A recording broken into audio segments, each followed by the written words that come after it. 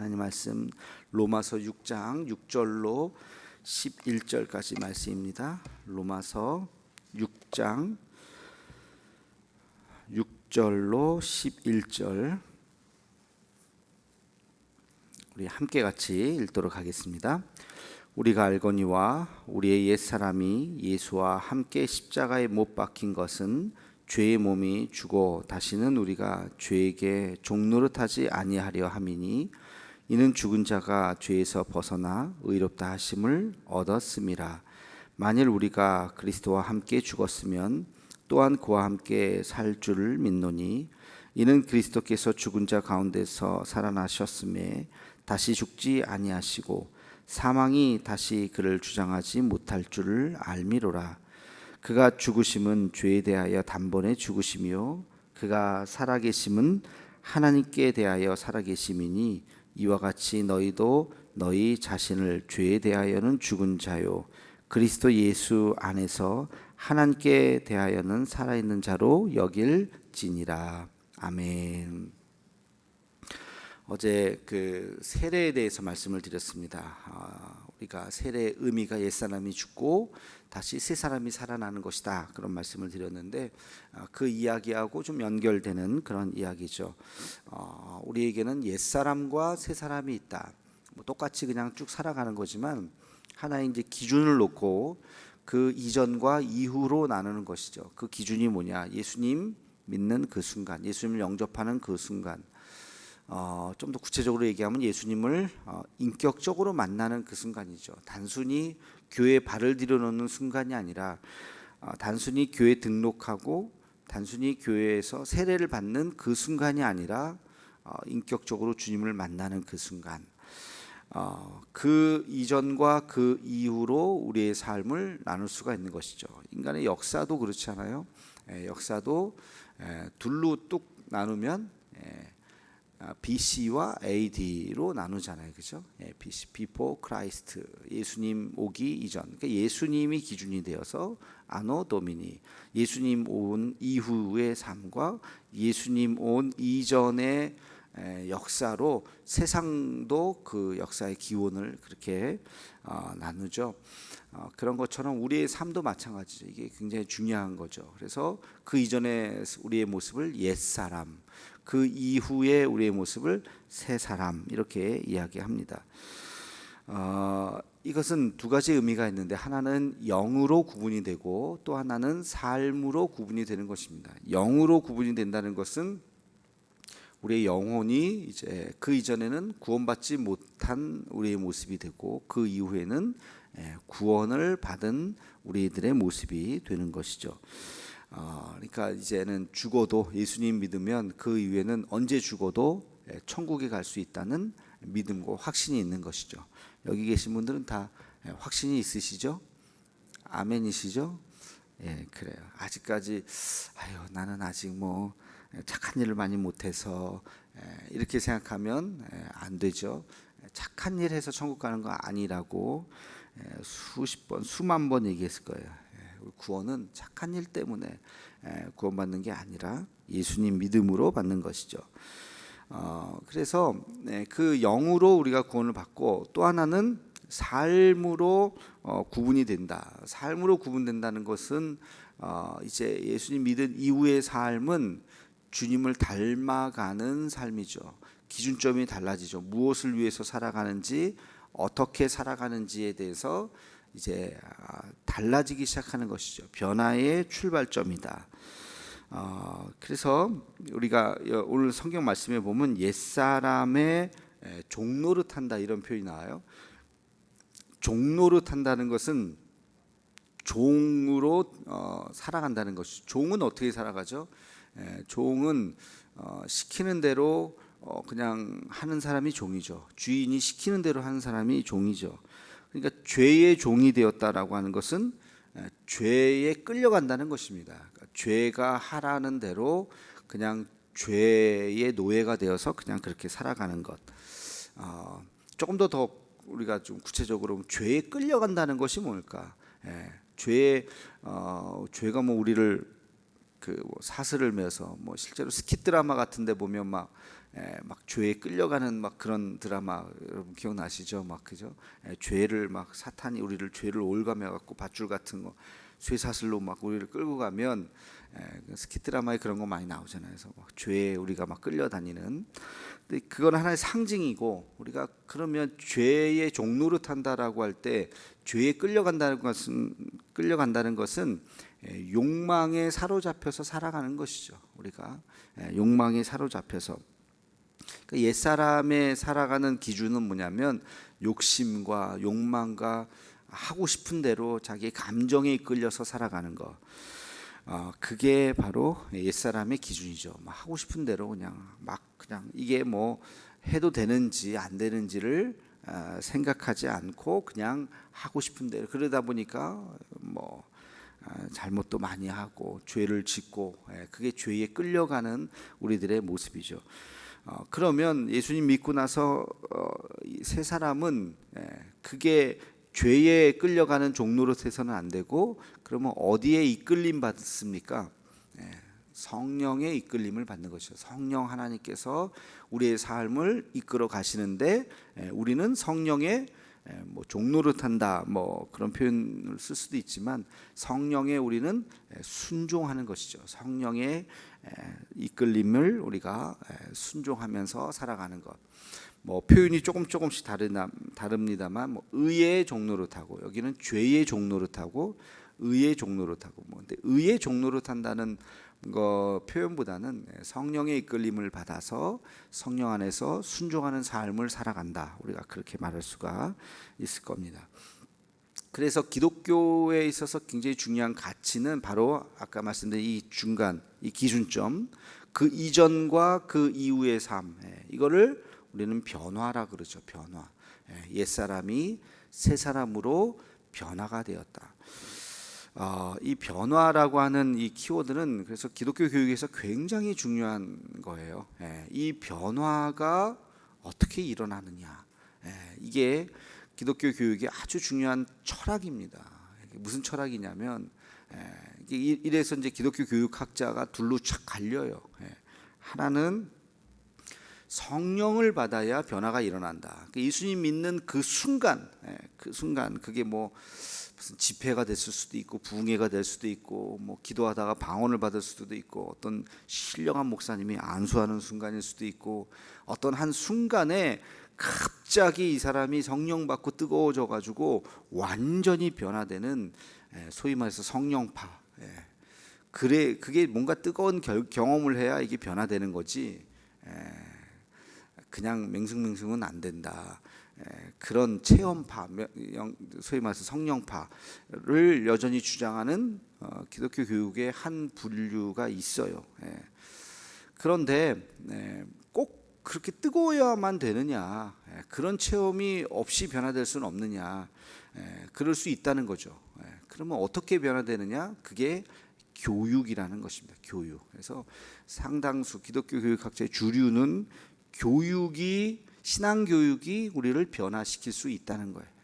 열심히 큐티하게 하고 통독을 하게 하고 매일매일 기도하게 습관적으로 기도하게 만들고 뭐 기도하다가 막 방언을 하지 못한다 할지라도 매일매일 새벽에 깨어서 나와서 의지를 가지고 열심히 이렇게 기도하다 보면 우리의 삶이 서서히 변한다는 거죠. 그러니까 교육을 통해서 얼마든지 사람이 변할 수 있다. 이거 이렇게 이제 주장하고 그렇게 또 하는 것이 기독교 교육이 굉장히 중요한 하나의 또 흐름입니다. 그래서 크게 이렇게 소위 말해서 어떤 갑자기 변한 성령파가 기독교 교육 안에서도 물론 있고요. 또 서서히 사람들이 말씀을 통해서 기도를 통해서 교육을 통해서 변할 수 있다라고 주장하는 그런 학파도 있습니다. 그래서 이게 그냥 스쳐 이 변화라고 하는 것이 그냥 뭐 별거 아닌 게 아니라 굉장히 중요한 하나의 이제 신학적인 토대가 있을 수 있습니다. 우리 신앙도 마찬가지죠. 신앙 안에서도 목회를 하면서도 변화를 이야기하는데 사실 이제 두 가지 다죠. 누구는 갑자기 은혜 받고 변할 수 있어요. 실제로 근데 이게 뭐 A, B 이렇게 딱 구분되는 건 아니고요. 그렇게 시작이 되었다가 신앙 훈련을 하고 제자 훈련을 하고 뭐 1대1 훈련을 하고 뭐 그러면서 또 내면적인 변화가 서서히 일어나게 되는 거죠. 술은 단번에 끊을 수도 있어요. 예, 술 담배 하던 사람이 이제 내가 어떤 의지를 갖던지 뭐 성령을 받던지 안 먹어, 오늘부터 안 먹어 딱 해가지고 그렇게 끊는 사람 실제로 저도 많이 봤고 그렇게 할 수 있어요. 그러나 내면의 변화, 이 사람이 거룩한 내면의 변화는 어느 한순간 이뤄지는 것이 아니라 서서히 신앙이 그 안에서 연그러지면서 인격적인 변화, 기쁨의 사람, 감사의 사람, 은혜의 사람, 또 용서의 사람, 온유한 사람, 이런 사람으로 서서히 시간이 1년이 지나고 5년이 지나고 10년이 지나면서 표정이 바뀌고 그러면서 변화가 되는 거죠. 이게 어떤 한순간에 일어나는 것은 아니죠. 그래서 이 기독교 교육, 기독교 신앙의 변화라고 하는 것은 이 두 가지가 함께 같이 가는 것이다. 그래서 급진적으로 믿는 체험 신앙이라고 이야기하는 사람은 어떤 그 변화의 순간을 굉장히 강렬하게 느끼는 사도 바울과 같이 그런 사람이 있을 수 있고, 또 대대로 예수님 믿었던 그런 사람들은 뭐 그런 체험이 없는데 습관과 같이, 근데 그 신앙이 흔들림 없는 디모데와 같은 그런 사람이 있죠. 그래서 교회 안에는 그런 사람 저런 사람들이 다 같이 있습니다. 중요한 것은 어쨌든 그 옛사람에서 새 사람으로, 죄에서 의로움으로, 사망에서 생명으로, 지옥에서 천국으로 하나의 구분점이 있다는 것입니다. 그 날짜를 기억해야 돼라고 얘기하는 것이 구원파 이단이죠. 그러니까 날짜는 모를 수 있어요. 저도 그게 뭐 날짜 대충 그때일 것 같다는 생각을 하지 날짜를 기억하지 못하거든요. 근데 구원파에서는 그 날짜를 기억하지 않으면 당신은 구원받은 게 아닙니다 라고 얘기하니까 명확하긴 한데, 근데 그게 이단인 거예요. 그래서 옛날에 방언 받아야지 구원 받았습니다. 명확하잖아요. 방언을 하면 구원이고 못하면 아직 아니고, 굉장히 명확한데, 그래서 이단들이요 명확하게 얘기해서 사람들이 빨리는 거예요 거기. 근데 신학 공부를 하다 보면요 명확해지지가 않아요 다. 그러니까 그것은 다 이단이죠. 신천지도 왜 사람들이 빠지느냐, 명확하게 딱 얘기를 하거든요. 비유 이거는 딱 대입돼서 이겁니다. 깔끔하거든요. 들으면 야 이렇게 명쾌해? 그렇게 명쾌한 건 다 이단이에요. 이단. 그러니까 그게 구원이라는 게 그렇게 딱 떨어지는 게 아니에요. 그런 체험도 있을 수 있고, 그러다가 다시 또 뭉개지기도 하고 그러면서 서서히 우리가 변화가 되는 것이죠. 여기서 중요한 것이 하나가 있는데, 십자가 이전으로 우리가 돌아가지 말고 변화된 이후의 삶을 계속해서 추구해 나가고, 여전히 죄의 종노릇하고 여전히 욕망 가운데 있는 게 어느 그 선을 딱 강을 건너면 다시는 없느냐? 그렇지 않죠. 사도 바울도 이 로마서 이제 오늘 6장 했는데 7장으로 넘어가면요, 사도 바울도 여전히 죄의 종노릇하는 자기의 모습을 발견하고, 오호라 나는 곤고한 사람이라 아주 유명한 말을 하잖아요. 자기 자신도 여전히 죄를 짓고 있는 그런 자기 자신을 발견하는 거예요. 사도 바울이 얼마나 사람 중에선 가장 경건하고 거룩하고 능력 있는 사람이라고 우리가 생각할 수 있는 사람이잖아요. 뭐 예수님은 하나님이니까 그렇다 치고 인간들 중에서 사도 바울만큼 거룩한 사람이 어디 있겠느냐라고 생각하는데, 사도 바울조차도 자기가 죄의 종노릇 하고 있는 자기의 모습을 보는 거죠.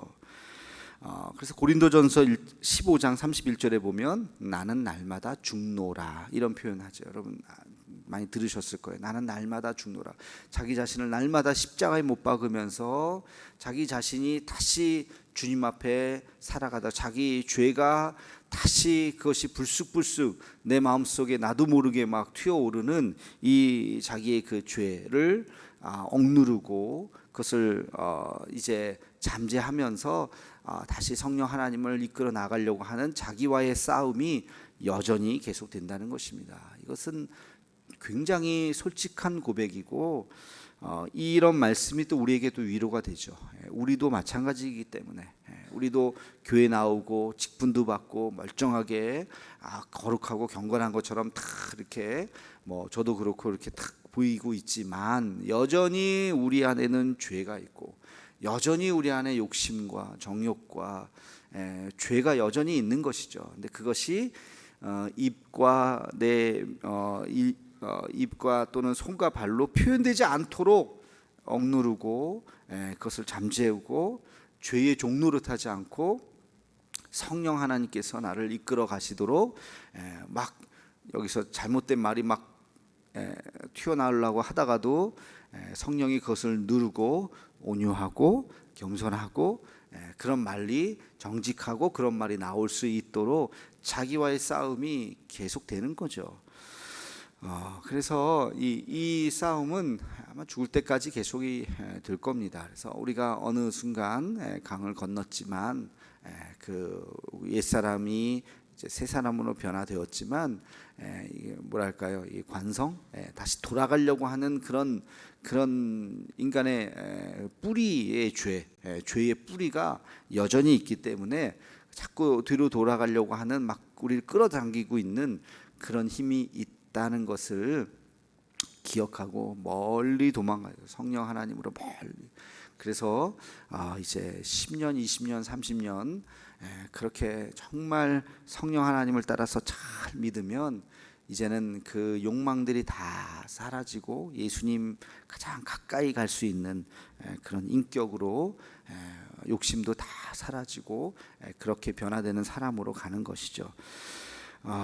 그래서 오늘 우리가 이 말씀을 통해서 우리 옛사람과 새사람의 관계 그리고 성령이 우리를 여전히 이끌어 가기를 여러분 스스로 한번 생각하면서 나는 욕망에 어느 정도 지금 묶여 있는가, 내가 하나님 앞에 기도하고 간구하는 것들이 혹시 내 욕심은 아닌가, 내 어떤 정욕은 아닌가, 나는 성령 하나님의 이끌림을 받고 있는가 하는 것을 여러분 또 생각하고 또 기도할 수 있는 우리가 되기를 주의 이름으로 축원합니다. 기도하겠습니다. 사랑의 하나님, 예수님 믿은 이후의 삶이 거룩한 삶이 되어야 할 텐데 여전히 우리는 죄의 종노릇하고 있는 것은 아닌지 다시 한번 되돌아봅니다. 분명히 구원의 강을 건넜고 예수님이 다스리는 그런 삶을 살고 있다고 생각하지만 문득문득 욕심이 또 욕정이 잘못된 생각들이 우리 안에 있는 것을 발견합니다. 하나님 아버지, 성령께서 오직 우리 자신을 다스릴 수 있게 도와주시고 성령 하나님만을 순종하며 따라갈 수 있는 우리 모두가 되게 하여 주시옵소서. 그래서 내 입술을 통해서 내 손과 발을 통해서 더 섬기고 더 온유하고 더 용서하고 더 겸손하고 더 감사하며 주님만을 오로지 따라갈 수 있는 우리 모두가 되게 하여 주시옵소서. 예수님의 이름으로 기도하옵나이다. 아멘.